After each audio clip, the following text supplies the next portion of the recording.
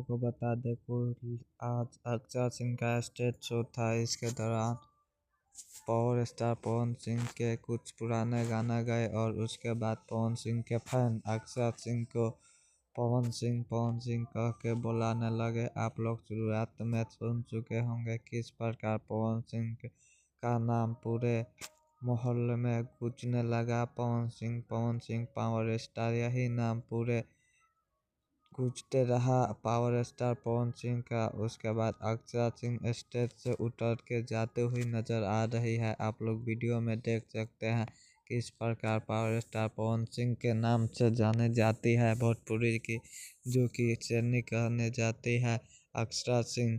आप लोग को बता दें कि कल अक्षय सिंह का स्टेज शो था और वहीं पे पावर स्टार पवन सिंह का नाम बहुत ही तेजी से गूंजने लगता है। जिस प्रकार बाहुबली को देखकर वायरल हुआ, वही हाल यहाँ पर हुआ। पावर स्टार पवन सिंह का नाम हर तरफ से गूंजने लगा। आप लोग को बता दें हमारे चैनल पर